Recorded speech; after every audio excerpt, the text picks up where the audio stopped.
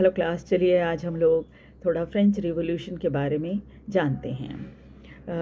राष्ट्रवाद का विचार दुनिया को पहली बार फ्रेंच रिवॉल्यूशन के दौरान 1789 में आया था।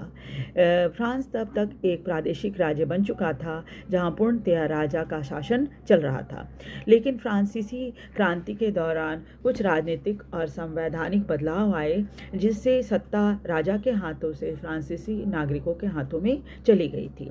क्रांति के दौरान ये कहा गया कि अब फ्रांस के भाग्य विधाता जो हैं वो यहाँ के नागरिक होंगे, राजा नहीं।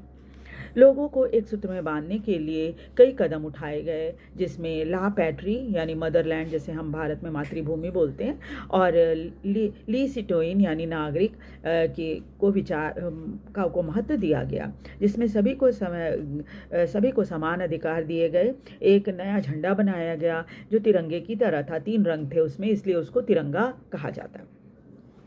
और जो तिरंगा अर्थात 3 रंगों का था, और द स्टेट जनरल का नाम बदलकर इसको नेशनल असेंबली रख दिया गया था। चुनने का अधिकार जनता को दिया गया था, नेशनल असेंबली के जितने रिप्रेजेंटेटिव थे उन लोगों को, और नया देशगान बनाया गया, शपथ ली गई, देश के ऊपर बलिदान देने वाले लोगों को याद किया गया। ये सब कुछ एक राष्ट्र के नाम पर किया गया था। देश के अंदर कस्टम ड्यूटी जो होती है उसको ख़त्म कर दिया गया था, और देय राशि यानी ड्यूज़ भी ख़त्म कर दिए गए थे। सभी नागरिकों के लिए समान कानून बनाया गया था, और पूरे देश में माप तौल के लिए यूनिफॉर्म सिस्टम लागू किया गया था। प्रादेशिक भाषाओं के बजाय पेरिस में बोले जाने वाली भाषा फ्रेंच को ज़्यादा महत्व दिया गया।